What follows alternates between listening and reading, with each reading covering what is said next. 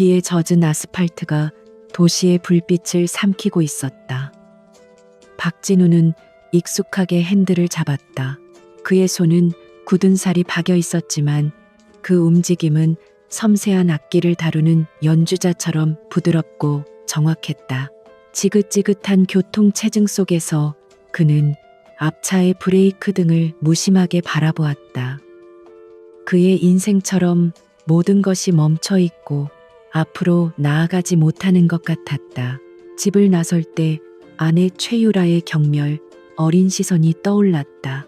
그녀는 값비싼 향수를 뿌리고 화려한 오피스룩으로 치장한 채 기름 냄새가 희미하게 밴 그의 작업복을 벌레 보듯 쳐다보았다. 오늘도 그 고물차 끌고 나가는 거야. 제발 남들 앞에서 내 남편이라고 말하고 다니지 마. 창피하니까. 그녀의 목소리에는 단 한 톨의 온기도 없었다. 결혼 생활은 이미 오래전에 파탄나 있었다. 그때 차량 내부의 단말기에서 호출 신호가 울렸다. 평소와 다른 긴급 VIP 호출이었다.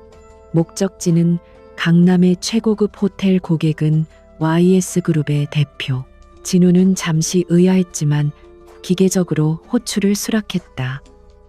YS그룹이라면 국내 재계 서열 최상위에 있는 거대 기업이었다.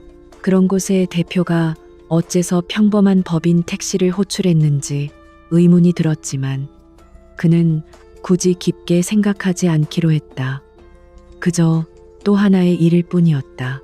호텔 정문에 차를 세우자 검은 정장을 입은 경호원들이 다가와 그의 신원을 확인했다.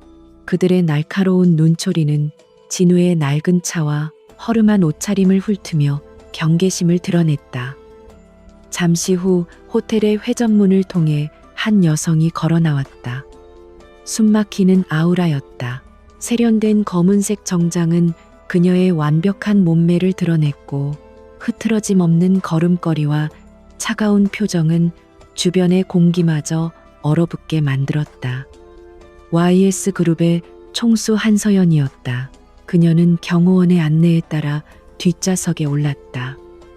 차 안에는 그녀의 은은한 향수 냄새가 퍼졌다. 진우는 백미러를 통해 그녀의 얼굴을 힐끗 보았다. 얼음처럼 차가운 미인이었지만 그 눈빛 속에는 날카로운 지성과 깊이를 알 수 없는 무언가가 담겨 있었다. YS그룹 본사로 가주세요. 최대한 조용하고 신속하게.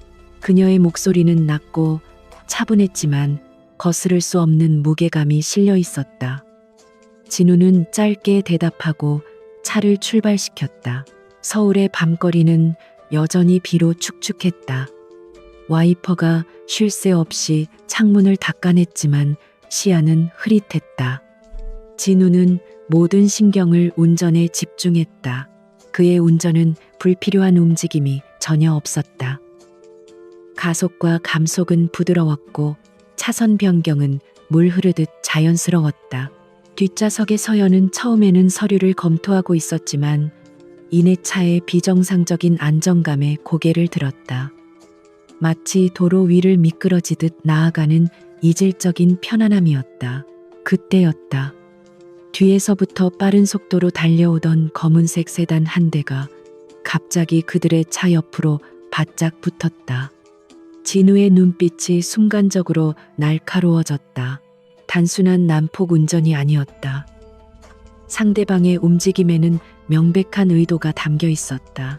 세단은 진우의 차를 갓길 쪽으로 밀어붙이려 했고 앞에서는 또 다른 차량이 속도를 줄이며 길을 막아섰다. 완벽하게 계획된 함정이었다. 뒷좌석의 서연도 상황의 심각성을 깨닫고 몸을 굳혔다. 경호팀 차량이 뒤늦게 따라오고 있었지만 거리가 벌어져 있었다. 무슨 일이죠? 그녀의 목소리는 떨리지 않았지만 긴장감이 역력했다.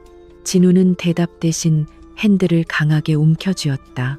그의 평온했던 눈빛은 사라지고 먹잇감을 노리는 맹수처럼 번뜩였다. 수년간 잊고 지냈던 감각들이 깨어나기 시작했다. 검은 세단이 다시 한번 차체를 강하게 밀어붙이는 순간 진우는 망설임 없이 엑셀을 끝까지 밟았다. 엔진이 굉음을 내며 차가 앞으로 튀어나갔다. 동시에 그는 핸들을 미세하게 꺾어 상대 차의 측면을 스치듯 피했다. 끼익 하는 굉음과 함께 차체가 격렬하게 흔들렸지만 진우는 단 한순간도 평정심을 잃지 않았다.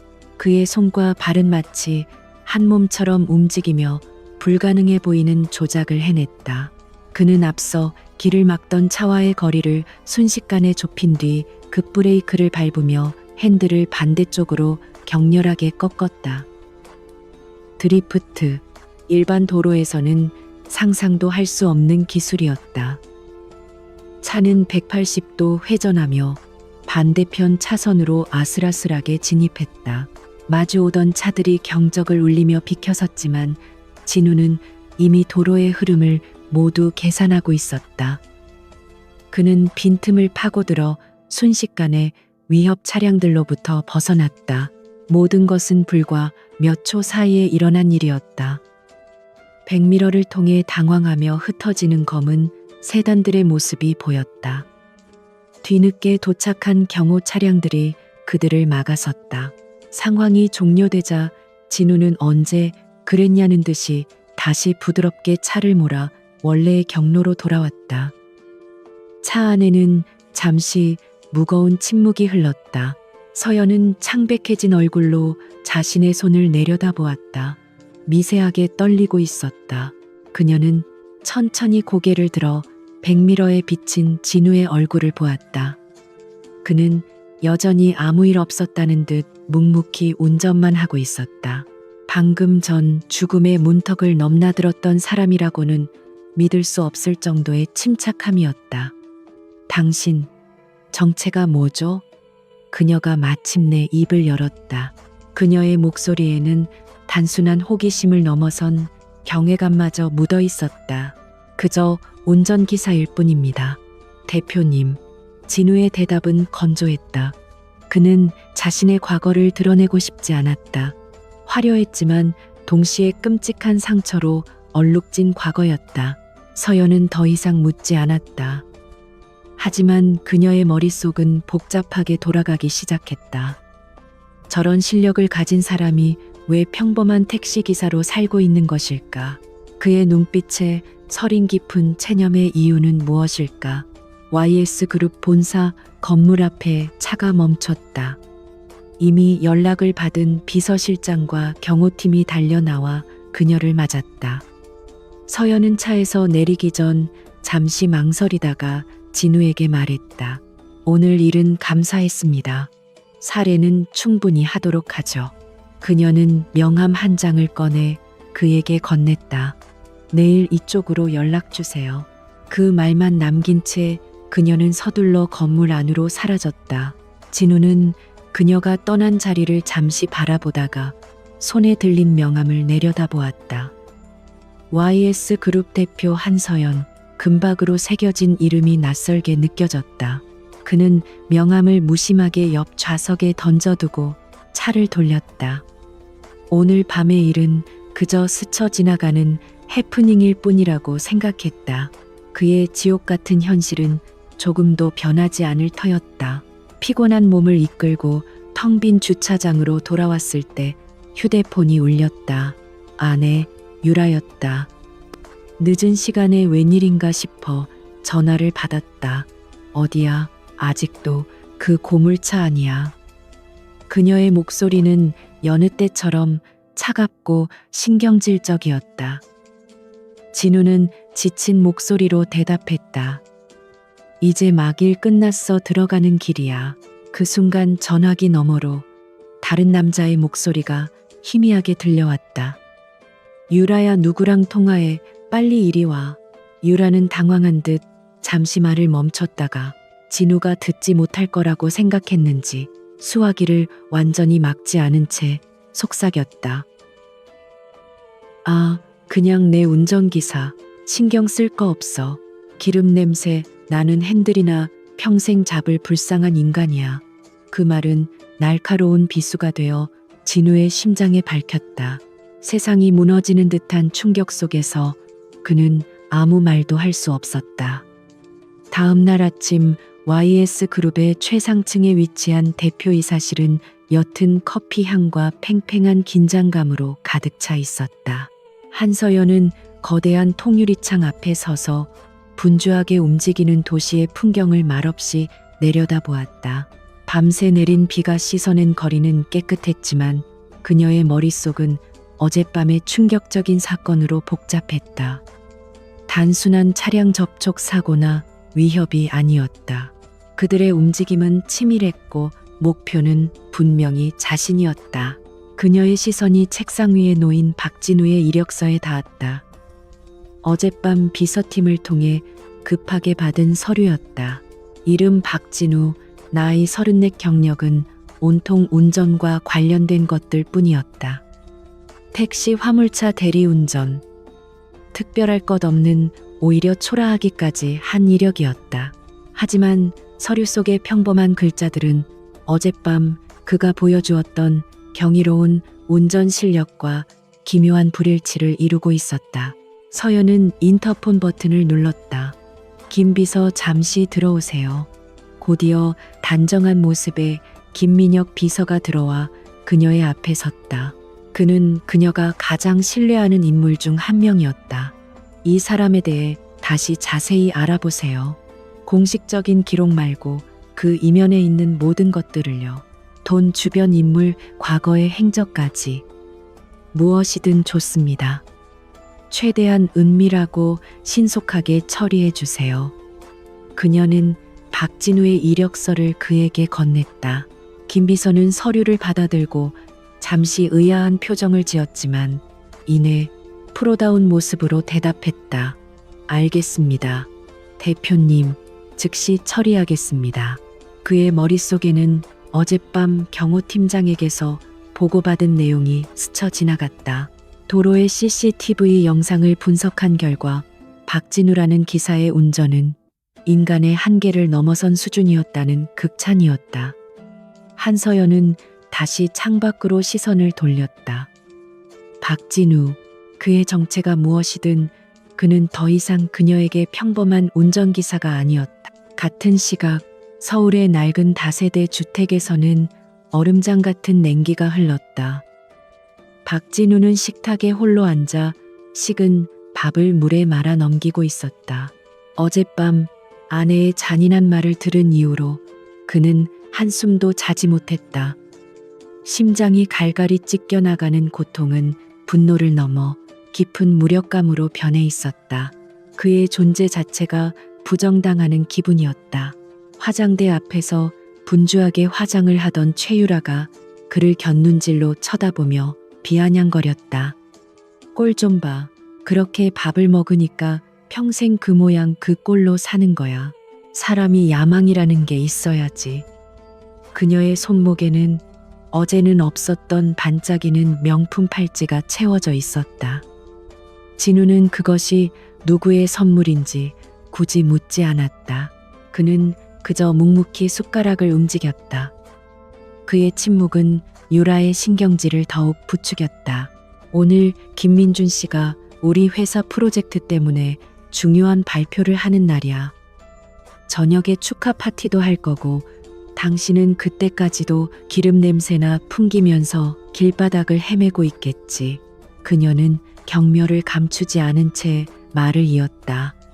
당신이랑 결혼한 게 내 인생 최악의 실수야. 내 친구들은 남편 덕에 사모님 소리 들으면서 사는데 나는 이게 뭐야. 그녀는 핸드백을 챙겨들고 현관으로 향했다. 문이 닫히기 직전 그녀가 마지막으로 던진 말이 진우의 가슴에 못처럼 밝혔다. 제발 내 인생에서 좀 사라져줘. 진우는 숟가락을 내려놓았다. 밥알이 모래알처럼 껄끄럽게 느껴졌다. 그는 텅 빈 집안을 둘러보았다.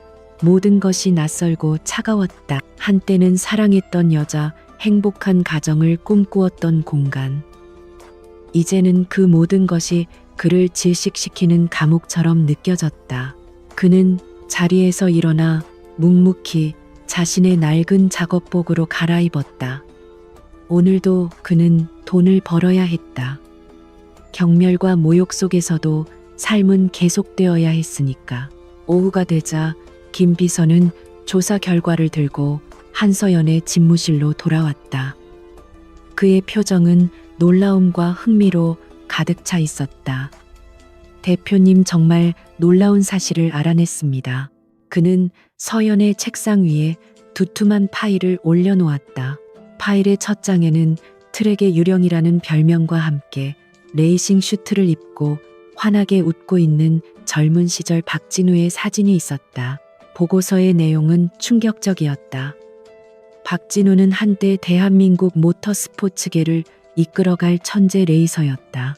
고등학교 시절부터 두각을 나타내어 프로에 데뷔하자마자 각종 대회를 휩쓸었고 아시아 챔피언십까지 석권하며 세계 무대 진출을 눈앞에 두고 있었다. 그의 공격적이면서도 안정적인 주행 스타일은 경쟁자들에게 공포의 대상이었고 팬들은 그에게 트랙의 유령이라는 별명을 붙여주었다. 하지만 그의 화려한 경력은 7년 전 한 의문의 사고로 막을 내렸다. 중요한 국제대회를 앞두고 연습 주행을 하던 중 그의 차량 브레이크에 결함이 발생하며 대형 사고로 이어진 것이었다. 그는 목숨은 건졌지만 다리에 심각한 부상을 입어 다시는 레이서로 복귀할 수 없게 되었다. 보고서는 당시 사고가 단순한 결함이 아니라 경쟁팀의 고의적인 사보타주였을 가능성이 높다고 지적했다. 하지만 증거는 발견되지 않았고 사건은 미제로 종결되었다. 사고 이후 그의 삶은 나락으로 떨어졌다. 막대한 치료비와 재활 비용으로 빚더미에 올랐고 약혼녀였던 최유라와의 결혼을 위해 레이서의 꿈을 완전히 포기해야만 했다. 그는 자신의 재능을 평생 숨긴 채 오직 생계를 위해 운전대를 잡았던 것이다. 한서연은 보고서를 읽는 내내 아무 말도 하지 않았다. 그녀의 차가운 얼굴에 처음으로 복잡한 감정이 스쳐 지나갔다. 동정, 안타까움, 그리고 분노였다. 그날 저녁 진우는 운행을 일찍 마치고 집으로 향하고 있었다. 마침 근처 백화점에서 아내에게 줄 작은 선물이라도 사서 관계를 개선해 보려는 신락 같은 희망 때문이었다. 하지만 그의 희망은 백화점 1층 명품관 앞에서 산산조각이 났다. 그의 아내 최유라가 어떤 남자의 팔짱을 낀 채 행복하게 웃고 있는 모습을 목격한 것이다. 그 남자는 유라가 아침에 자랑하던 김민준이었다. 김민준은 누가 봐도 성공한 남자의 모습이었다. 잘 다려진 고급 정장 번쩍이는 시계, 자신감 넘치는 태도. 그는 유라의 손목에 채워진 팔찌와 똑같은 브랜드의 쇼핑백을 들고 있었다. 진우는 차마 그들에게 다가가지 못하고 기둥 뒤에 몸을 숨겼다. 심장이 얼음처럼 차갑게 식어갔다. 그는 모든 것을 직접 확인하고 싶었다. 잠시 후 그들은 근처의 고급 카페로 자리를 옮겼다. 진우는 홀린 듯 그들을 따라갔다. 창가 자리에 앉은 그들은 연인처럼 다정해 보였다. 김민준이 유라의 머리를 부드럽게 쓰다듬자 유라는 수줍게 웃었다. 진우는 더 이상 참을 수 없었다. 그는 카페 안으로 들어가 그들의 테이블로 향했다. 여기서 뭐 하는 거야? 그의 목소리는 심하게 떨리고 있었다. 유라는 진우를 보고 경악했지만 이내 표정을 바꾸고 차갑게 말했다. 네가 여긴 어쩐 일이야? 보다시피 김민준 씨랑 사업 이야기 중이잖아. 김민준은 진우의 허름한 옷차림을 위아래로 훑어보며 비웃음을 날렸다. 아, 이분이 바로 그 유명한 남편분이신가? 유라 씨한테 이야기는 많이 들었습니다. 정말 대단한 분이라고. 그의 말투에는 노골적인 조롱이 가득했다. 진우는 김민준을 무시하고 유라에게 물었다. 사업 이야기 팔짱을 끼고 명품 선물을 주고받는 게 사업 이야기야. 그의 목소리가 커지자 주변 사람들이 힐끔거리기 시작했다. 유라는 창피함에 얼굴이 붉어졌다. 목소리 낮춰. 지금 나 망신 주려는 거야. 이 남자가 당신처럼 능력 없는 운전기사인 줄 알아. 이분은 대기업 부장님이야.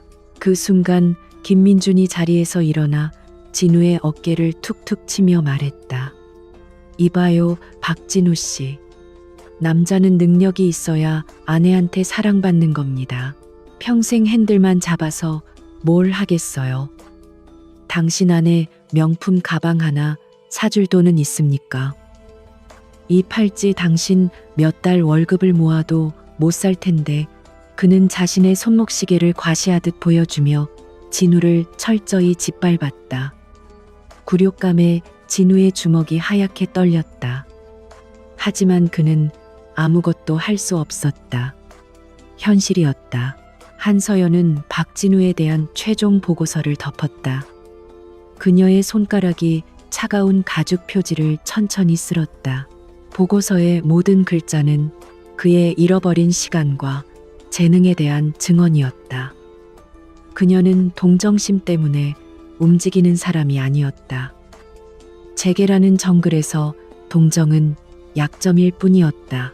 하지만 그녀는 인재를 알아보는 눈을 가지고 있었고 박진우는 그녀가 본 가장 완벽하게 숨겨진 보석이었다. 그녀는 단순한 운전 실력 때문에 그를 원하는 것이 아니었다. 절체절명의 위기 상황에서도 흔들리지 않는 침착함, 모든 것을 포기한 듯한 눈빛 뒤에 숨겨진 강인함, 그리고 무엇보다도 배신과 굴욕 속에서도 묵묵히 자신의 삶을 견뎌내는 책임감. 그것은 돈으로 살 수 없는 가치였다. 어젯밤의 공격은 앞으로 일어날 일들의 서막에 불과할지도 몰랐다. 그녀는 자신의 곁에 믿을 수 있는 사람이 필요했다. 서연은 비서를 통해 그에게 연락하는 대신 자신이 직접 그의 번호로 전화를 걸었다. 신호음이 몇 번 울린 후 지친 기색이 역력한 목소리가 들려왔다. 여보세요. 박진우 씨, 저 한서연입니다. 순간 수화기 너머로 침묵이 흘렀다. 진우는 자신의 귀를 의심했다. 대한민국에서 가장 영향력 있는 여성 중 한 명이 직접 자신에게 전화를 걸었다는 사실이 믿기지 않았다. 아, 대표님, 무슨 일로? 그의 목소리는 당황으로 가늘게 떨렸다. 어젯밤 일에 대해 드릴 말씀이 있습니다. 오늘 저녁 잠시 시간을 내주실 수 있겠습니까? 중요한 이야기입니다. 그녀의 목소리는 여전히 차분했지만 거절을 용납하지 않는 단호함이 깃들어 있었다.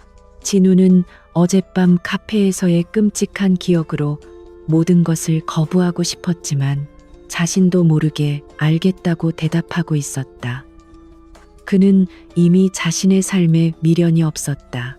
약속 장소는 청담동에 위치한 한적한 고급 레스토랑의 개인실이었다. 진우는 약속 시간보다 조금 일찍 도착해 어색하게 자리를 지켰다. 그의 낡은 재킷은 호화로운 인테리어와 어울리지 않게 초라했다.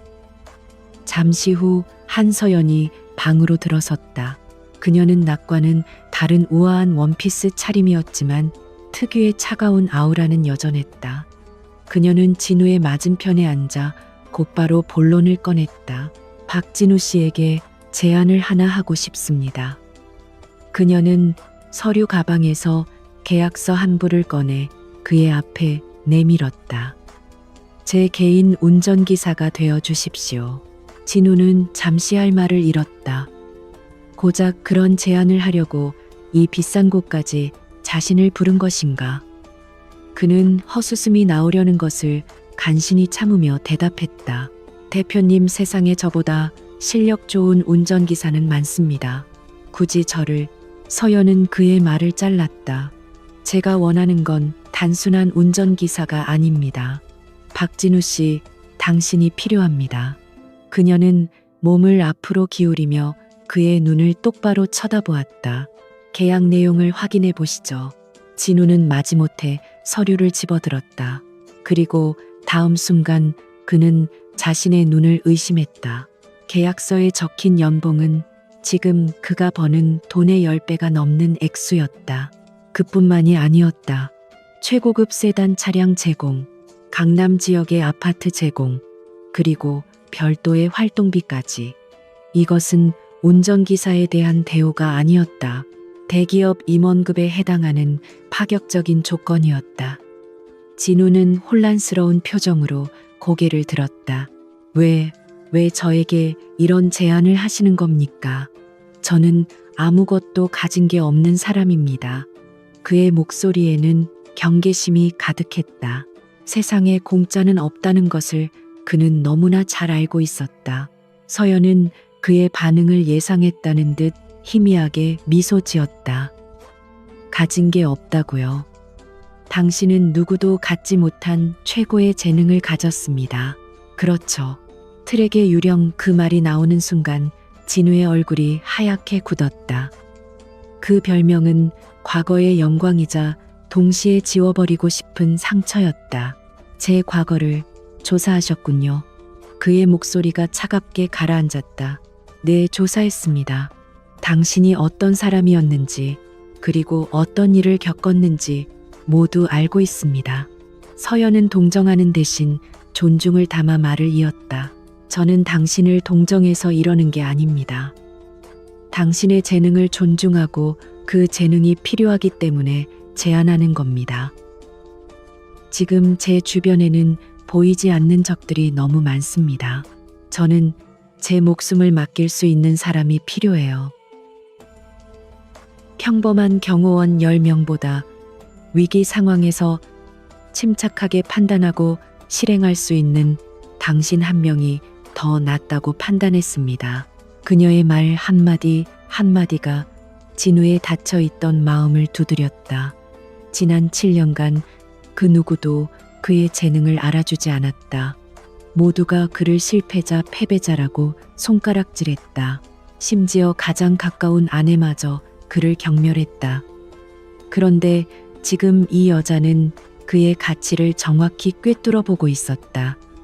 진우는 자신도 모르게 눈시울이 뜨거워지는 것을 느꼈다. 그는 황급히 고개를 숙여 감정을 숨겼다.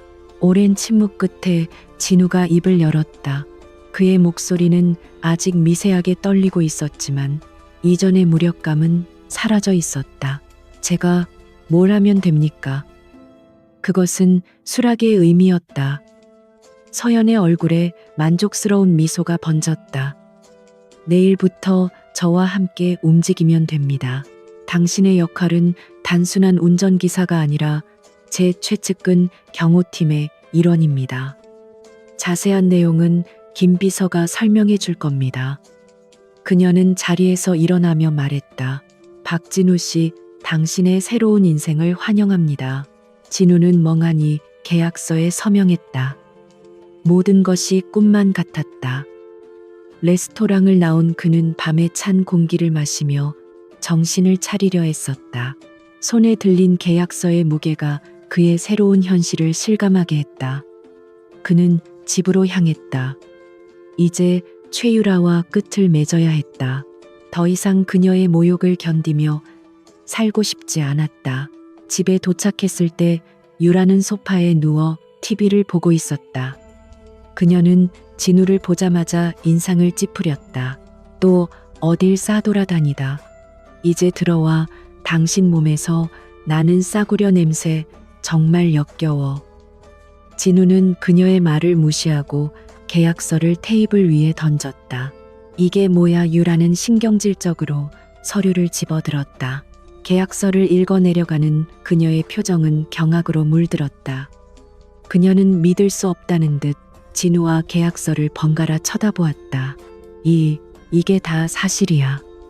YS 그룹 대표, 개인기사, 이 연봉이랑 아파트는 또 뭐고. 그녀의 목소리가 흥분으로 높아졌다. 하지만 그것도 잠시. 그녀의 눈빛은 이내 의심과 질투로 바뀌었다. 설마 당신 그 여자랑 잤어? 그렇지 않고서야 어떻게 이런 조건을. 닥쳐. 진우가 처음으로 그녀에게 소리쳤다. 그의 차가운 분노의 유라는 움찔하며 말을 멈췄다. 당신이 평생 무시하고 짓밟았던 내 능력, 그걸 알아봐주는 사람이 나타난 것뿐이야. 당신 같은 여자한테 더 이상 내 인생을 낭비할 수 없어. 그는 자신의 방으로 들어가 짐을 챙기기 시작했다.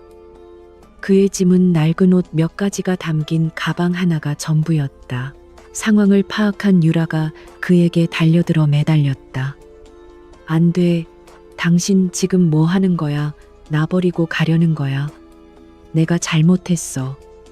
여보, 그녀의 태도는 순식간에 바뀌어 있었다. 하지만 진우의 마음은 이미 돌아섰다. 그는 그녀의 손을 차갑게 뿌리쳤다. 우린 끝났어. 이 집도 당신이 쓰는 모든 것도 다 정리해. 조만간 이혼 서류 보낼 테니 그렇게 알아. 그는 마지막 말을 남기고 뒤도 돌아보지 않은 채 집을 나섰다. 문 밖으로 유라의 절규가 들려왔지만 그는 걸음을 멈추지 않았다. 새로운 인생이 그를 기다리고 있었다. 박진우의 새로운 삶은 낯선 정적 속에서 시작되었다. 강남의 최고급 주상복합 아파트는 너무나도 넓고 조용해서 오히려 비현실적으로 느껴졌다. 그는 통유리창을 통해 서울의 스카이라인을 내려다보았다. 불과 며칠 전만 해도 상상조차 할 수 없었던 풍경이었다. 그의 손에는 최첨단 보안 기능이 탑재된 스마트폰과 YS 그룹의 출입증, 그리고 번쩍이는 신형 제네시스 G90의 스마트키가 들려 있었다. 어색한 감촉에 맞춤 정장을 입은 그는 거울 앞에 섰다. 기름때 묻은 작업복 대신 완벽하게 몸에 맞는 검은색 슈트.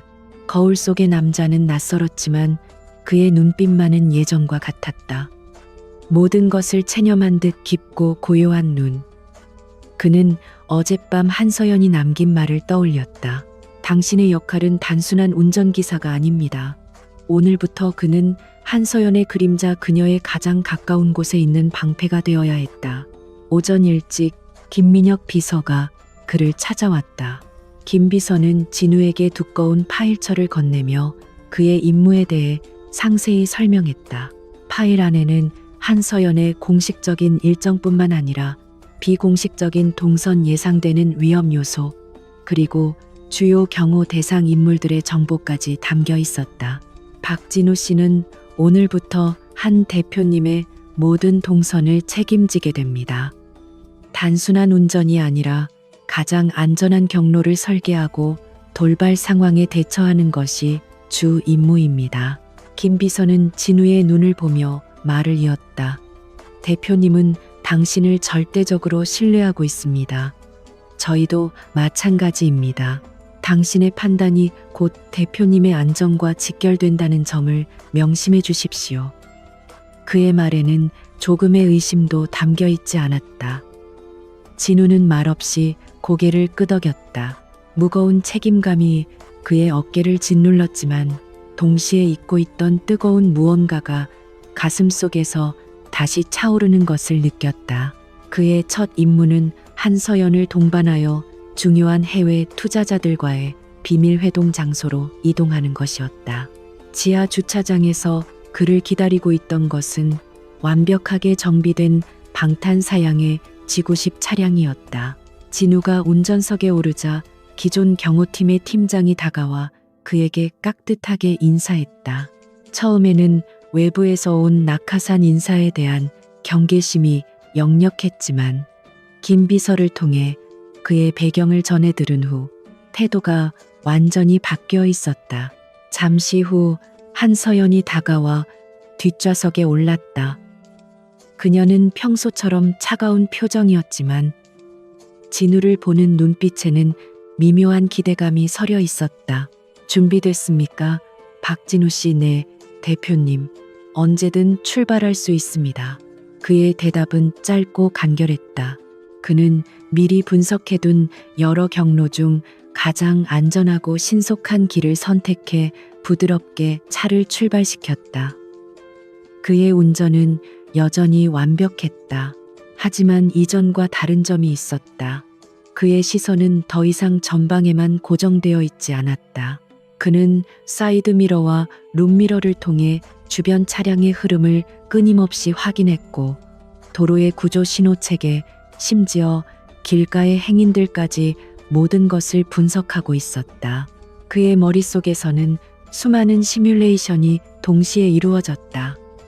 마치 거대한 체스판 위에서 모든 말의 움직임을 예측하는 것처럼 뒷좌석의 서연은 그의 변화를 즉시 알아차렸다. 그는 더 이상 생계를 위해 운전대를 잡은 피곤한 가장이 아니었다. 그는 자신의 영역을 완벽하게 통제하는 전문가였다. 그녀는 서류에서 눈을 떼고 흔들림 없는 그의 넓은 등을 바라보았다. 이상하게도 그 어떤 경호원들에게 둘러싸여 있을 때보다 더 큰 안정감이 느껴졌다. 그녀는 자신이 올바른 선택을 했다는 것을 확신했다. 회동 장소인 한적한 호텔에 도착했을 때 진우의 진가가 드러났다. 그는 호텔의 정문 대신 사전에 파악해둔 지하 주차장에 VIP 전용 입구로 차를 몰았다. 외부 노출을 최소화하기 위한 판단이었다. 그가 차에서 내려 뒷문을 열자 대기하고 있던 경호원들이 서연을 에워쌌다. 하지만 진우는 차에 돌아가지 않고 그들과 일정한 거리를 둔 채 주변을 경계하기 시작했다. 그의 눈에 주차장 구석에 세워진 낡은 승합차 한 대가 들어왔다. 창문이 짙게 선팅되어 있어 안을 볼 수 없었지만 주변의 고급 차량들과 어울리지 않는 이질감이 느껴졌다. 무엇보다 그의 신경을 거스른 것은 차량의 위치가 호텔의 모든 출입구를 동시에 감시할 수 있는 절묘한 지점이라는 것이었다. 그는 조용히 무선 이어폰을 통해 경호팀장에게 그 사실을 알렸다. 9시 방향 흰색 승합차 확인 바랍니다. 경호팀은 즉시 움직였다. 2명의 요원이 자연스럽게 승합차로 접근했다. 그들이 차에 거의 다다랐을 때 갑자기 차문이 열리며 몇 명의 남자들이 뛰쳐나와 흩어져 달아났다. 그들의 손에는 카메라가 들려 있었다.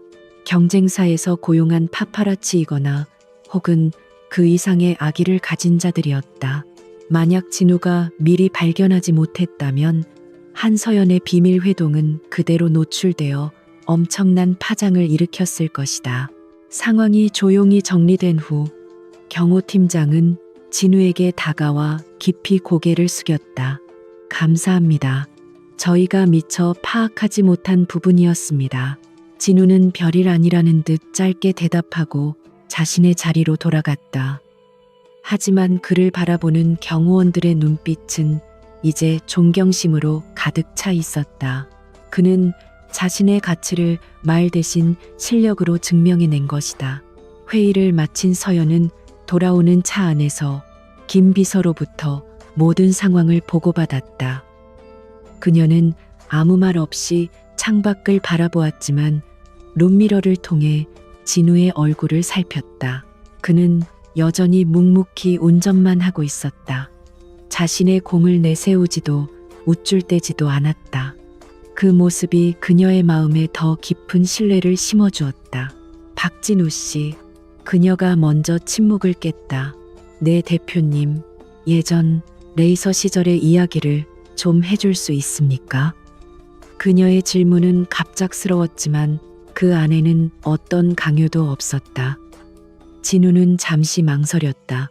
7년 동안 누구에게도 먼저 꺼내지 않았던 이야기였다. 하지만 이상하게도 이 여자 앞에서는 말할 수 있을 것 같았다. 그는 천천히 입을 열었다. 엔진의 굉음 타이어가 아스팔트를 태우는 냄새 0.1초를 다투는 극한의 집중력. 그는 화려했던 시절의 영광과 사고, 당시의 절망을 담담하게 이야기했다. 그의 목소리는 차분했지만 서연은 그 안에 숨겨진 깊은 아픔과 그리움을 느낄 수 있었다. 그녀는 아무런 평가나 위로 없이 조용히 그의 이야기를 들어주었다. 그 침묵의 공감이 진우에게는 그 어떤 말보다 더 큰 위안이 되었다. 두 사람 사이를 감돌던 보이지 않는 벽이 조금씩 허물어지고 있었다. YS그룹의 분위기는 그 어느 때보다 활기찼다. 한서연이 그룹의 명운을 걸고 추진하는 차세대 반도체 개발 프로젝트 헬리오스 프로젝트가 본격적인 궤도에 올랐기 때문이었다. 이 프로젝트는 단순한 신제품 개발을 넘어 업계의 판도를 완전히 뒤바꿀 혁신적인 기술을 목표로 하고 있었다. 성공한다면 YS그룹은 누구도 넘볼 수 없는 초격차 기술을 확보하게 되지만 실패한다면 그룹 전체가 휘청일 수 있는 거대한 도박이었다. 하지만 서연은 자신 있었다. 그녀는 최고의 인재들을 모았고 모든 위험 요소를 철저히 분석했다. 그녀의 냉철한 카리스마 아래 YS그룹의 모든 역량이 헬리오스 프로젝트에 집중되고 있었다. 박진우는 매일 아침 그녀를 태우고 연구소와 본사를 오가며 프로젝트의 거대한 규모와 그 안에 담긴 열기를 피부로 느꼈다. 그는 더 이상 이 모든 것을 남의 일처럼 여기지 않았다. 한서연의 성공은 이제 그에게도 중요한 의미를 지니게 되었다. 한편 YS그룹의 경쟁사인 대한그룹의 어두운 밀실에서는 추악한 음모가 피어오르고 있었다. 최유라의 내연남이자 대한그룹의 야심가인 김민주는 그룹의 실세인 조성호 전무 앞에서 고개를 숙이고 있었다. 조성호는 탐욕스럽고 잔인한 인물로 정상적인 방법으로는 YS그룹을 이길 수 없다고 판단하고 온갖 비열한 수단을 동원해 YS를 무너뜨리려 하고 있었다. 헬리오스 프로젝트라 한서연 그 계집애가 겁도 없이 너무 큰 판을 벌였군. 조성호가 시가 연기를 내뿜으며 비릿하게 웃었다. 김 부장 이번 일은 자네에게 맡기지. 무슨 수를 써서든 그 프로젝트를 망가뜨려야 해. 성공하면 자네 자리는 내가 보장하지. 김민준의 눈이 탐욕으로 번뜩였다. 그는 이 기회를 통해 자신의 신분을 격상시키고 최유라 같은 여자를 옆에 끼고 화려한 인생을 살고 싶었다. 염려 마십시오. 전무님, 이미 손을 써두었습니다. 김민주는 자신만만하게 대답했다. 헬리오스 프로젝트의 핵심 부품을 납품하는 하청업체를 매수했습니다. 아주 작은 불량품 하나가 거대한 댐을 무너뜨리게 될 겁니다. 그는 박진우라는 존재를 까맣게 잊고 있었다. 그의 머릿속에서 진우는 그저 최유라의 보잘것없는 전남편, 평생 운전이나 할 한심한 사내에 불과했다. 얼마 지나지 않아 YS그룹의 헬리오스 프로젝트의 첫 번째 위기가 찾아왔다. 핵심 부품의 불량률이 갑자기 통제할 수 없는 수준으로 치솟기 시작한 것이다. 처음에는 단순한 생산 공정의 문제라고 생각했지만 원인을 찾을 수 없었다. 프로젝트 일정은 심각하게 지연되기 시작했고 연구원들은 밤을 새워가며 문제 해결에 매달렸지만 속수무책이었다. 한서연은 초조했다. 이사회와 투자자들의 압박이 거세졌다. 그녀는 겉으로는 평정을 잃지 않았지만 밤늦게까지 집무실에 홀로 남아 고뇌하는 날이 많아졌다. 진우는 그런 그녀의 모습을 묵묵히 지켜볼 수밖에 없었다. 그는 매일 밤 마지막까지 그녀를 기다렸다가 지친 그녀를 태우고 집으로 향했다. 차 안에서 그녀는 종종 말없이 창밖만 바라보았다. 그 침묵의 무게가 진우의 마음을 무겁게 짓눌렀다. 진우는 단순한 운전기사가 아니었다. 그는 모든 것을 보고 듣고 기억했다. 그는 최근 들어 연구소 주변을 맴도는 낯선 차량들과 하청업체 직원들의 미묘하게 불안한 눈빛을 놓치지 않았다. 모든 것이 너무나도 절묘한 시점에 벌어지고 있었다. 그의 오랜 경험이 이것은 단순한 사고가 아니라 잘 짜인 작품이라는 것을 말해주고 있었다. 어느 날 밤 진우는 평소처럼 회의가 끝나기를 기다리며 차 안에서 대기하고 있었다. 그때 문제의 하청업체 납품 트럭이 연구소를 빠져나가는 것을 보았다. 운전기사는 차를 세우고 누군가와 은밀하게 통화하고 있었다. 진우는 무심코 그를 바라보다가 그의 손목에 있는 독특한 문신을 발견했다. 며칠 전 김민준의 회사 근처에서 어슬렁거리던 불량배에게서 보았던 것과 똑같은 문신이었다. 순간 진우의 머릿속에서 모든 조각들이 맞춰졌다. 이것은 우연이 아니었다. 그는 더 이상 기다릴 수 없었다. 그는 서연에게는 알리지 않고 자신만의 방법으로 움직이기 시작했다. 레이서 시절 그에게는 다양한 분야의 정보원 역할을 해주던 동료들이 있었다. 그는 그중 가장 신뢰하는 자동차 정비 전문가이자 해커인 친구에게 연락했다.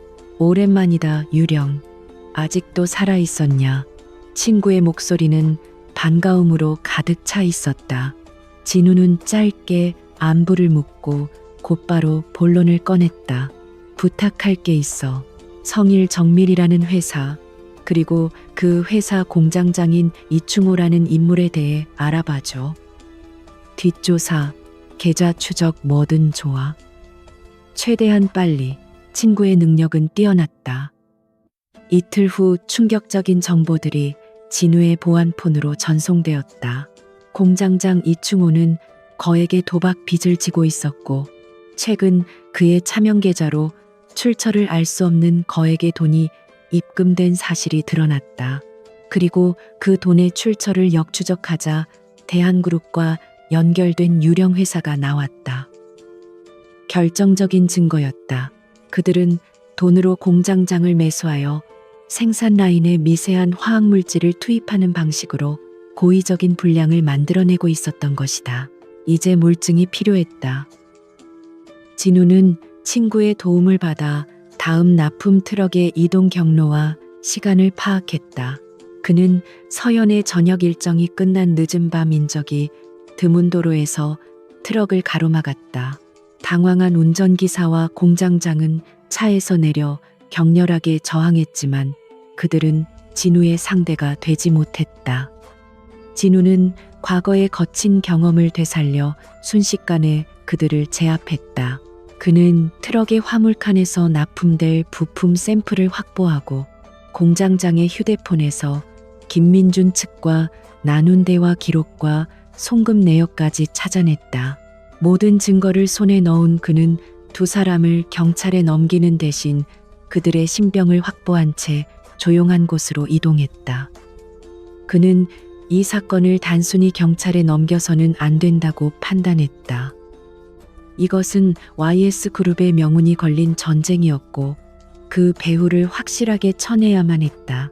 다음 날 오전 YS그룹의 긴급 이사회가 소집되었다. 회의실의 공기는 무겁게 가라앉아 있었다. 헬리오스 프로젝트의 잠정 중단을 논의해야 하는 상황이었다. 한서연은 창백한 얼굴로 이사들의 질타를 받아내고 있었다. 바로 그때 회의실 문이 열리고 박진우가 들어섰다. 모든 임원들의 시선이 정장 차림의 낯선 남자에게 쏠렸다. 지금 뭐 하는 건가? 여긴 자네 같은 운전기사가 들어올 곳이 아니야. 한 이사가 소리쳤다. 하지만 진우는 흔들리지 않고 서연에게 다가가 작은 USB와 서류 뭉치를 건넸다. 대표님, 헬리오스 프로젝트의 문제는 사고가 아니었습니다. 명백한 사보타주입니다. 그의 차분한 목소리가 회의실에 울려 퍼졌다. 서연은 잠시 망설이다가 USB를 노트북에 연결했다. 스크린에는 공장장 이충호의 자백 영상과 그의 계좌 거래 내역, 그리고 대한그룹과의 연결고리를 증명하는 모든 자료들이 재생되었다. 회의실은 순식간에 충격과 경악으로 가득 찼다. 이사들은 자신들의 눈을 의심했다. 한서연은 스크린과 진우의 얼굴을 번갈아 보았다. 그녀의 눈빛은 놀라움을 넘어 깊은 감동과 신뢰로 빛나고 있었다. 그가 또다시 불가능해 보이는 상황에서 자신과 회사를 구해낸 것이었다. YS그룹 이사회가 발칵 뒤집혔던 그날의 여파는 거대했다. 대한그룹의 주가는 폭락했고 조성호 전무라인은 그룹 내에서 입지가 크게 흔들렸다. 한서연은 이 기회를 놓치지 않고 공세로 전환하여 대한그룹을 압박했다. 하지만 교활한 조성호는 모든 증거의 꼬리를 자르고 김민준을 방패막이 삼아 위기에서 벗어났다. 모든 책임은 김민준에게 돌아갔고 그는 그룹에서 해고당하는 것은 물론 업계에서 재기불능의 상태에 빠질 위기에 처했다. 분노와 공포에 휩싸인 김민준은 최유라를 찾아갔다. 그의 완벽했던 인생 계획은 박진우라는 예상치 못한 암초에 부딪혀 산산조각이 났다. 그 자식 때문이야. 그 빌어먹을 운전기사 놈만 아니었어도 그는 값비싼 양주를 병째 들이켜며 이성을 잃고 고함을 질렀다. 그의 눈은 증오로 시뻘겋게 충혈되어 있었다. 그는 모든 것을 잃었다. 그의 야망, 명예 그리고 돈까지도. 최유라 역시 비참하기는 마찬가지였다. 그녀가 벌레처럼 여기며 내쫓았던 전 남편이 이제는 재계의 신데렐라가 된 한서연의 가장 신임받는 남자가 되었다는 소문이 파다했다. 그녀의 친구들은 은근히 그녀를 비웃었고 그녀의 허영심은 갈기갈기 찢겨나갔다. 질투와 후회가 그녀를 잠식했다. 그녀는 박진우를 파멸시켜야만 자신의 선택이 틀리지 않았다는 것을 증명할 수 있다고 생각했다. 방법이 아주 없는 건 아니야. 유라가 독사처럼 차가운 목소리로 속삭였다. 그녀는 망가진 김민준을 자신의 복수를 위한 도구로 이용하기로 결심했다. 회사를 공격하는 건 이제 소용없어. 한서연이 가장 신뢰하는 박진우, 그 사람 자체를 무너뜨려야 해. 그녀는 진우의 성격과 약점을 누구보다 잘 알고 있었다. 그녀의 머릿속에서 완벽한 함정이 그려지기 시작했다. 그들의 새로운 계획은 훨씬 더 교묘하고 악랄했다. 먼저 그들은 최근 헬리오스 프로젝트에서 불미스러운 일로 해고된 연구원에게 접근했다. 김민준은 그에게 거액의 돈을 쥐어주며 박진우의 개인 노트북에 접근해 그가 YS그룹의 핵심 기술을 해외 경쟁사에 팔아넘기려 했다는 조작된 증거를 심도록 지시했다. 유라는 진우가 사는 아파트의 보안 시스템 구조와 그의 생활 패턴에 대한 정보를 제공하며 계획을 도왔다. 두 번째 계획은 뺑소니 사고를 위장하는 것이었다. 유라가 위급한 상황에 처한 척 진우에게 연락해 특정 장소로 유인하면 김민준이 고용한 다른 인물이 의도적으로 가벼운 접촉 사고를 일으킬 예정이었다. 하지만 미리 매수된 피해자는 크게 다친 것처럼 연기하며 진우가 난폭운전을 하고 현장에서 도주했다고 신고할 것이었다. 그들은 증거를 만들기 위해 진우의 차량과 똑같은 차종의 위조된 번호판까지 준비했다. 며칠 후 모든 준비가 끝나자 그들은 계획을 실행에 옮겼다. 늦은 밤 진우의 휴대폰이 울렸다. 발신자는 최유라였다. 진우는 받지 않으려 했지만 그녀는 끊임없이 전화를 걸었고 결국 그는 마지못해 통화 버튼을 눌렀다. 수화기 너머로 유라의 다급하고 겁에 질린 울음소리가 들려왔다. 진우 씨, 제발, 제발 나 좀 도와줘. 깡패들에게 쫓기고 있어. 너무 무서워. 진우는 그녀의 말을 믿지 않았다. 하지만 그녀의 연기는 너무나도 절박했고 그녀가 말한 장소는 과거 그들이 함께 살던 동네의 외진 골목이었다. 혹시나 하는 마음과 지워버릴 수 없는 일말의 책임감이 그의 발목을 잡았다. 그는 한서연에게는 알리지 않고 개인적인 일이라 생각하며 조용히 차를 몰아 약속 장소로 향했다. 그가 함정 속으로 제 발로 걸어 들어가고 있다는 사실을 까맣게 모른 채 유라가 말한 골목에 거의 다다랐을 때였다. 갑자기 옆길에서 검은색 오토바이 한 대가 불쑥 튀어나와 그의 차 앞으로 끼어들었다. 진우는 놀라 급브레이크를 밟았지만 가벼운 접촉을 피할 수는 없었다. 오토바이에 타고 있던 남자는 과장되게 넘어지며 고통을 호소했다. 진우가 차에서 내려 그의 상태를 확인하려는 순간 골목 안쪽에서 건장한 남자 몇 명이 나타나 그를 위협하기 시작했다. 모든 것이 계획된 상황이었다. 진우는 즉시 위험을 감지하고 차에 올라 그곳을 빠져나왔다. 그는 이것이 유라가 파놓은 함정이라는 것을 직감했다. 하지만 그가 현장을 떠나는 모습은 이미 다른 곳에 숨어있던 공모자의 카메라에 고스란히 담기고 있었다. 같은 시각 YS그룹의 내부 감사팀에는 내부 스파이에 대한 익명의 제보 메일이 도착했다.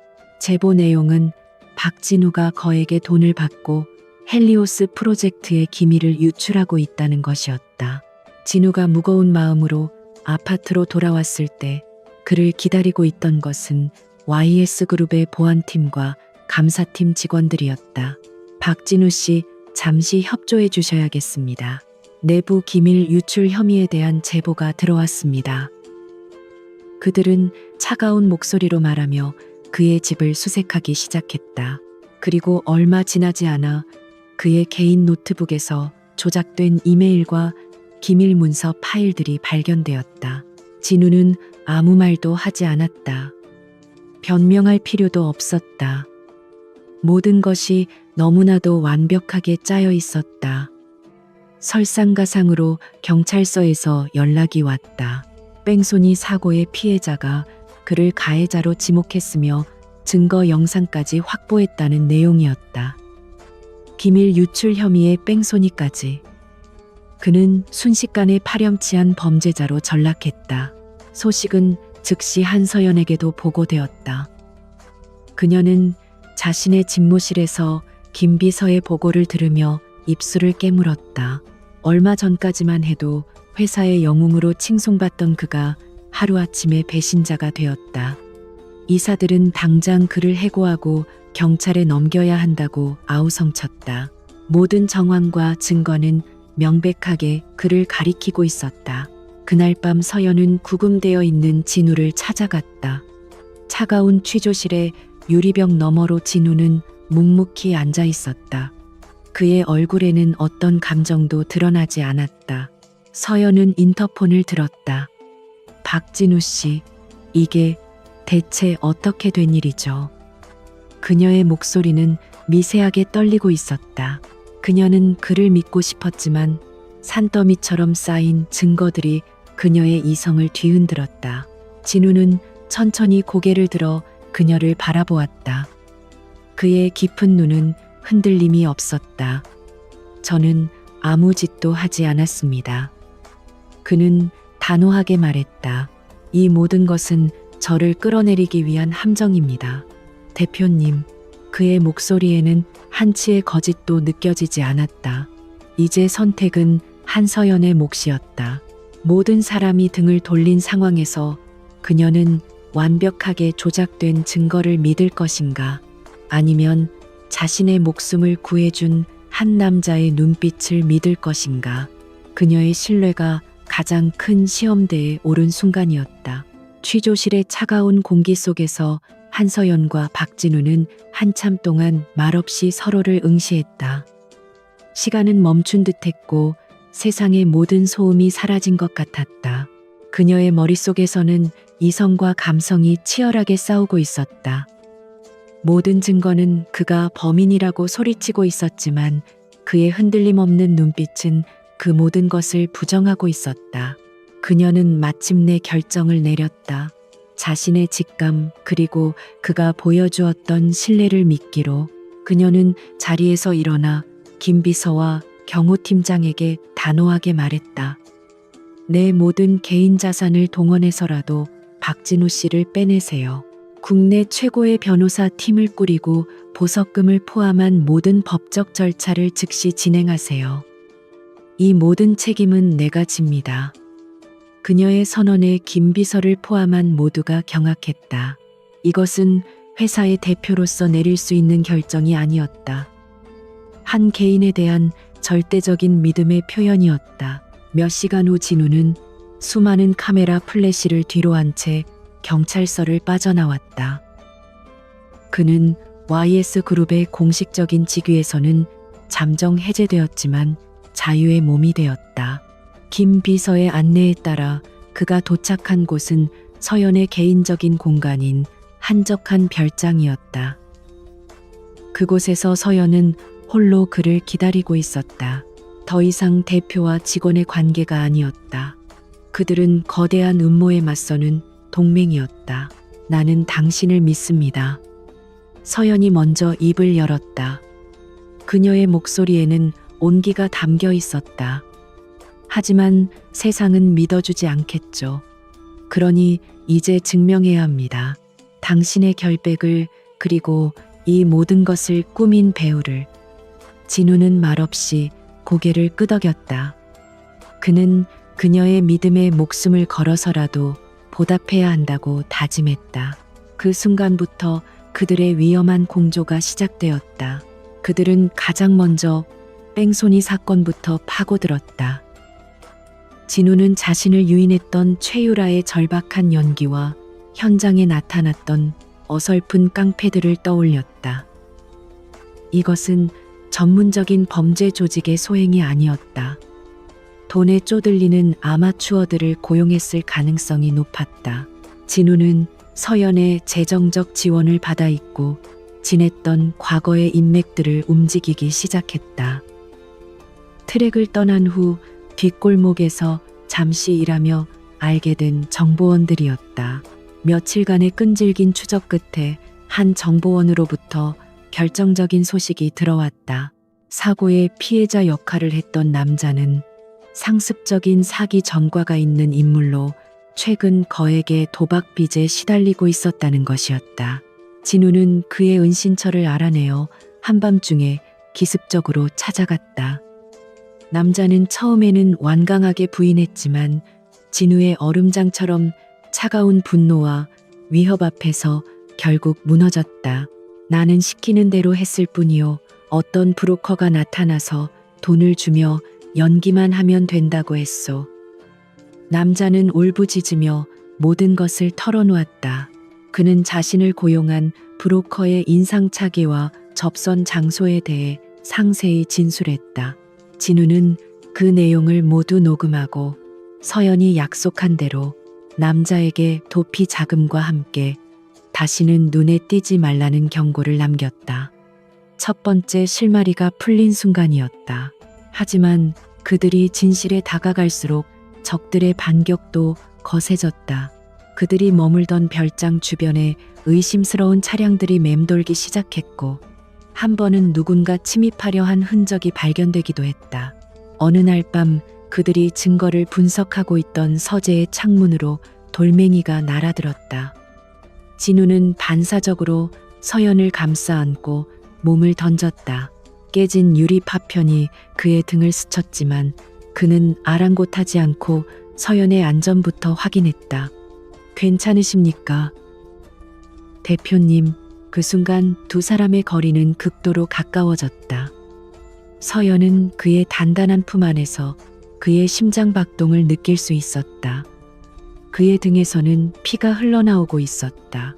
위험한 상황이었지만 이상하게도 그녀는 평생 처음 느껴보는 안정감을 느꼈다. 나는 괜찮아요. 하지만 당신이, 그녀는 걱정스러운 눈으로 그의 상처를 살폈다. 그날 이후 두 사람 사이의 분위기는 미묘하게 변하기 시작했다.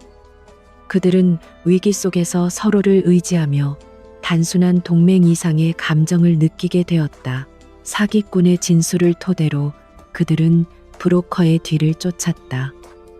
브로커는 기업의 더러운 일을 처리해주는 것으로 악명 높은 흥신소 소속이었다. 동시에 서연이 비밀리에 가동시킨 YS그룹의 정보팀에서도 의미 있는 보고가 올라왔다. 진우의 노트북에 조작된 증거를 심었던 해고된 연구원의 디지털 흔적을 추적한 결과 그 역시 같은 흥신소와 접촉한 사실이 드러난 것이다.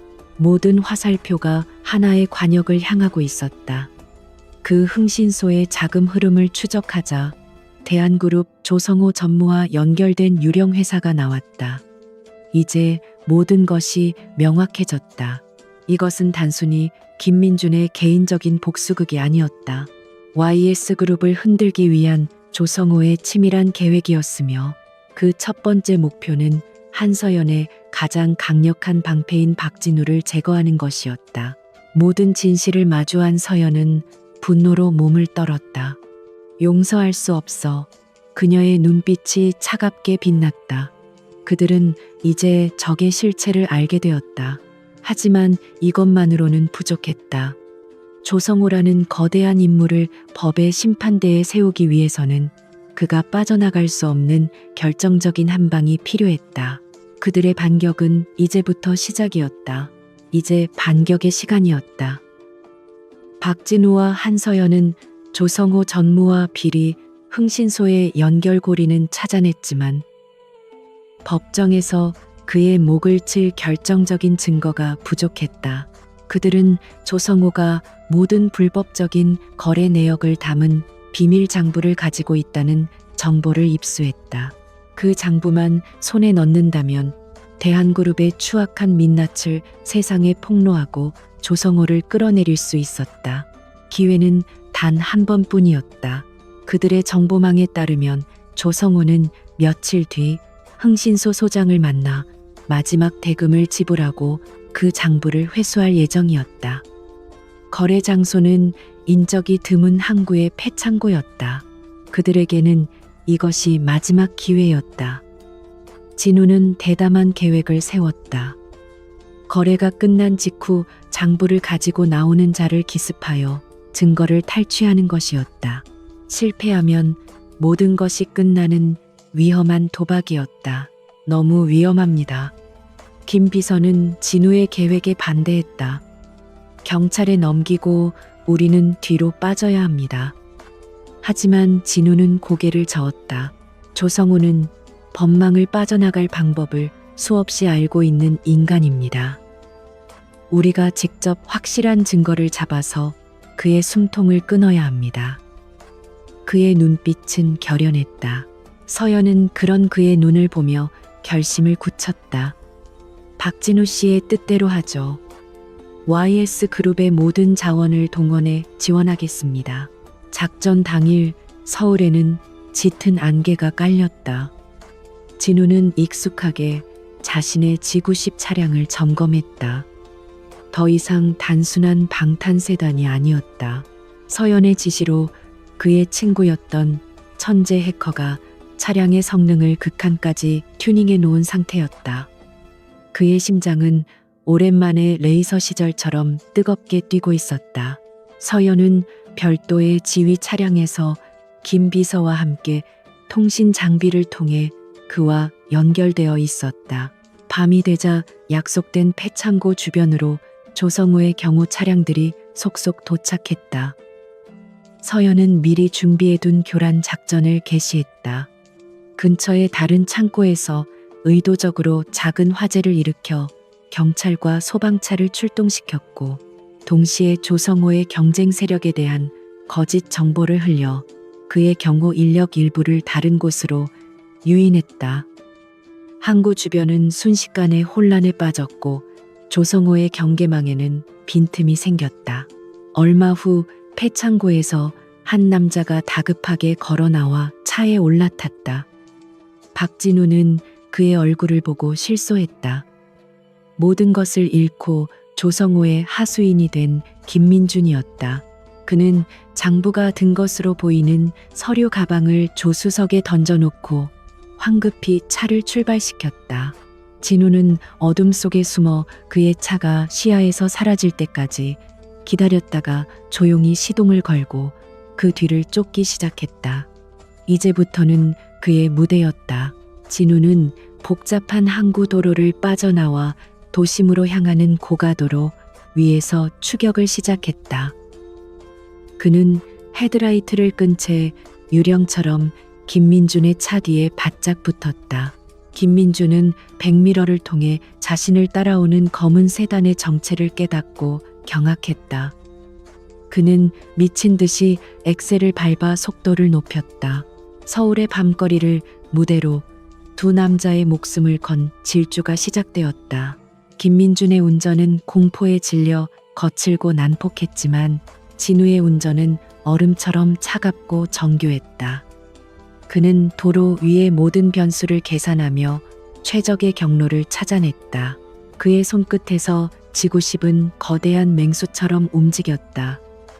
대표님, 지금부터 통제실에서 제 경로에 있는 모든 신호등을 녹색으로 바꿔주십시오. 진우의 차분한 목소리가 통신 장비를 통해 울려 퍼졌다. 서연은 망설임 없이 지시했다. 즉시 실행해 도시의 교통통제 시스템이 그들의 손에 들어온 순간 승부는 결정되었다. 진우의 차는 아무런 방해 없이 도로를 질주했고 김민준의 차는 곳곳에서 붉은 신호등에 가로막혔다. 심리적으로 궁지에 몰린 김민준은 결국 실수를 저질렀다. 그는 무리하게 교차로에 진입하다가 다른 차량과 부딪힐 뻔하며 중심을 잃고 미끄러졌다.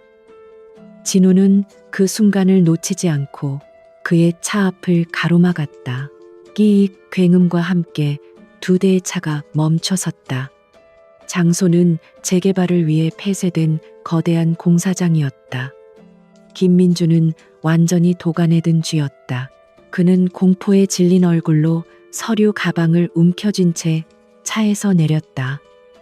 진우 역시 차에서 내려 그에게 천천히 다가갔다. 끝났어, 김민준. 모든 걸 내려놔. 진우의 목소리는 낮고 차분했지만 그 안에는 서슬퍼런 분노가 담겨 있었다. 궁지에 몰린 김민주는 마지막 발악을 했다. 그는 휴대폰을 꺼내 최유라에게 전화를 걸고 스피커폰으로 전환했다. 유라야, 나 좀 살려줘. 박진우가 날 죽이려고 해. 너도 같이 계획했잖아. 그 자식 뺑소니로 만들고 스파이로 누명 씌우자고 먼저 말한 게 너였잖아. 그의 절박한 외침이 공사장 전체에 울려 퍼졌다. 잠시 후 전화기 너머로 최유라의 차갑고 계산적인 목소리가 흘러나왔다. 그녀는 상황을 전혀 파악하지 못한 채 말했다. 무슨 소리야, 멍청하긴. 증거라도 있어. 이제 와서 나까지 끌어들이면 당신만 더 비참해질 뿐이야. 당신은 그냥 버리는 카드였어. 그 잔인한 말은 그 자리에 있던 모두의 귀에 똑똑히 들렸다. 마침 현장에 도착한 서연과 경호팀의 녹음 장치에도 모든 것이 기록되고 있었다. 자신이 사랑했던 여자의 마지막 배신을 확인한 진우의 얼굴에서 모든 감정이 사라졌다. 그는 더 이상 아무런 미련도 남지 않았다. 그는 허탈하게 웃는 김민준에게 다가가 가볍게 손을 쳐서 서류 가방을 빼앗았다. 저항할 힘도 남아있지 않던 김민준은 그 자리에 주저앉아 절망했다. 곧이어 경찰차의 사이렌 소리가 울려 퍼지며 공사장을 둘러쌌다. 모든 것이 끝난 순간이었다. 다음 날 대한민국은 발칵 뒤집혔다.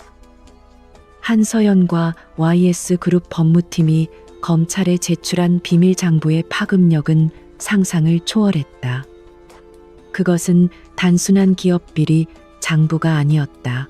대한그룹 조성호 라인의 수년에 걸친 불법 비자금, 조성 정관계 로비, 그리고 경쟁사들에 대한 수많은 공작 활동이 담긴 거대한 범죄의 연대기였다.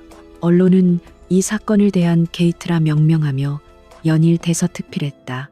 검찰은 즉시 특별수사팀을 꾸리고 대대적인 수사에 착수했다. 가장 먼저 칼날은 조성호 전무를 향했다. 그는 자신의 사무실에서 긴급 체포되었고 수많은 카메라 플래시 앞에서 초라하게 고개를 숙인 채 검찰청으로 압송되었다. 한때 재계를 호령하던 그의 탐욕스러운 제국은 하룻밤 사이에 무너져 내렸다. 그를 시작으로 비리에 연루된 대한그룹의 임원들과 흥신소 관계자들이 줄줄이 체포되었다. 대한그룹의 주가는 바닥을 모르고 추락했고 수십 년간 쌓아 올린 기업 이미지는 재가 되어 흩어졌다. 김민준 역시 자신의 오피스텔에서 체포되었다. 그는 모든 것을 포기한 듯 아무런 저항도 하지 않았다. 그의 야망은 결국 그 자신을 파멸시키는 칼날이 되어 돌아왔다. 그리고 그의 입에서 나온 자백은 사건의 마지막 조각을 맞추었다. 그는 박진우를 함정에 빠뜨리기 위한 모든 계획의 배후에 최유라가 있었다는 사실을 상세히 진술했다. 녹음된 통화 내용과 그의 자백은 최유라가 빠져나갈 모든 퇴로를 차단했다. 최유라의 삶은 그야말로 나락으로 떨어졌다. 그녀는 회사에서 즉시 해고당했고 그녀의 이름은 언론에 오르내리며 악녀라는 꼬리표가 붙었다. 그녀가 그토록 자랑스러워했던 명품 옷과 가방은 더 이상 아무런 의미가 없었다. 그녀의 SNS에는 수많은 사람들의 비난과 조롱이 쏟아졌다. 그녀가 속해 있던 화려한 사교계는 차갑게 등을 돌렸고 심지어 그녀의 가족마저 가문의 명예에 먹칠을 했다며 그녀를 외면했다. 은행 계좌는 동결되었고 신용카드는 정지되었다. 하루아침에 갈 곳도 기댈 곳도 없는 빈털터리가 된 것이다. 그녀는 며칠 동안 싸구려 모텔을 전전하며 술로 비참함을 달랬다. 거울에 비친 자신의 모습은 더 이상 과거에 화려했던 그녀가 아니었다. 망가질 대로 망가진 초라한 패배자만이 남아있었다. 그녀는 이 모든 불행의 원인이 박진우 때문이라고 생각하면서도 동시에 그를 놓친 것을 미친 듯이 후회했다. 결국 그녀는 마지막 지푸라기라도 잡는 심정으로 진우를 찾아갔다. 그녀는 며칠을 잠복한 끝에 그의 새로운 아파트 근처에서 퇴근하는 그를 발견할 수 있었다. 그는 완벽한 정장 차림에 이전과는 비교할 수 없는 자신감과 위엄을 풍기고 있었다. 그의 옆에는 그를 보좌하는 비서와 경호원들도 있었다. 유라는 자신의 비참한 행색과 그의 모습을 비교하며 끔찍한 절망감을 느꼈다. 그녀는 마지막 남은 자존심마저 내던지고 그의 앞으로 달려가 무릎을 꿇었다. 진우 씨, 제발 나 좀 용서해줘요. 그녀의 갑작스러운 행동에 주변 사람들이 놀라 쳐다보았지만 그녀는 아랑곳하지 않았다. 그녀는 눈물 콧물을 쏟아내며 그의 바지가랑이를 붙잡고 애원했다. 내가 다 잘못했어요. 내가 미쳤었나 봐. 당신 같은 사람을 못 알아보고 제발 한 번만 기회를 줘요. 우리 다시 시작할 수 있잖아. 응. 진우는 차가운 눈으로 무릎 꿇고 있는 그녀를 내려다보았다. 그의 마음 속에는 어떤 동요도 읽지 않았다. 증오도 연민도 아니었다. 그저 모든 것이 끝났다는 서늘한 공허함만이 가득했다. 그녀는 이미 그의 인생에서 완벽한 타인이었다. 그는 조용히 입을 열었다. 용서는 내가 하는 게 아니야. 당신이 저지른 죄에 대한 대가는 당신 스스로 치러야지. 그는 그녀의 손을 뿌리치고 몸을 돌렸다. 다시는 내 앞에 나타나지 마. 당신과 나 사이에는 이제 아무것도 남지 않았어. 그의 목소리는 얼음장처럼 차가웠다. 그는 단 한 번도 뒤돌아보지 않고 자신의 길을 걸어갔다. 그의 등 뒤로 유라의 처절한 울음소리가 메아리 쳤지만 그것은 더 이상 그의 마음에 어떤 파문도 일으키지 못했다. 그의 과거는 그 순간 완벽하게 끝났다. 몇 달 후 세상을 떠들썩하게 했던 대한게이트의 재판 결과가 나왔다. 주범인 조성호 전무는 수백억 원대의 횡령 및 배임 뇌물 공여 등의 혐의로 무기징역에 가까운 중형을 선고받았다. 김민준 역시 기업 스파이 활동과 범죄 공모 혐의로 10년이 넘는 징역형을 받았다. 그리고 최유라는 무고 및 명예훼손 범죄 교사 등의 혐의가 인정되어 차가운 감옥에 수감되었다. 법의 심판은 내려졌고 정의는 실현되었다. 대한그룹은 결국 해체 수순을 밟게 되었고 그 빈자리는 기술력과 정직함으로 무장한 YS그룹이 차지했다. 한서연의 리더십 아래 YS그룹은 대한민국을 대표하는 초일류 기업으로 거듭났다. 그리고 그 중심에는 언제나 그림자처럼 그녀의 곁을 지키는 남자 박진우가 있었다. 대한 게이트의 거센 폭풍이 지나가고 몇 달의 시간이 흘렀다. 서울은 언제나처럼 분주했지만 그 안의 권력 지도는 완전히 새롭게 재편되었다. YS그룹은 위기를 기회로 바꾸어 업계의 절대 강자로 우뚝 섰고 그 중심에는 얼음 여왕이라 불리던 CEO 한서연의 탁월한 리더십이 있었다. 그리고 그녀의 곁에는 이제 새로운 직함을 가진 박진우가 있었다. 그는 더 이상 운전기사가 아니었다. YS그룹의 모든 보안과 위기 관리를 총괄하는 신설부서 전략보안실의 실장이었다. 그 자리는 한서연이 오직 그를 위해 만든 자리였다. 처음에는 낙하산 인사라는 수군거림도 있었지만 진우는 자신의 능력을 통해 모든 논란을 잠재웠다. 그의 전략적 사고와 위기 대처 능력은 운전 실력만큼이나 완벽했고 그는 이제 YS그룹에서 가장 신뢰받는 핵심 인물 중 한 명이 되었다. 그의 삶은 완전히 바뀌었다. 낡은 다세대 주택 대신 도시의 야경이 한눈에 들어오는 아파트에서 살게 되었고 기름때 묻은 작업복 대신 그의 몸에 완벽하게 맞는 정장을 입었다. 하지만 그를 진정으로 바꾼 것은 그런 외적인 것들이 아니었다. 그는 잃어버렸던 자신감과 자존감을 되찾았다. 그는 더 이상 과거의 상처에 얽매인 패배자가 아니라 자신의 능력으로 미래를 만들어가는 당당한 남자였다. 그와 한서연의 관계 역시 새로운 국면을 맞이했다. 회사에서 그들은 여전히 실장과 대표로서의 선을 지켰지만 모든 업무가 끝난 저녁이 되면 그들은 세상에서 가장 가까운 두 사람이 되었다.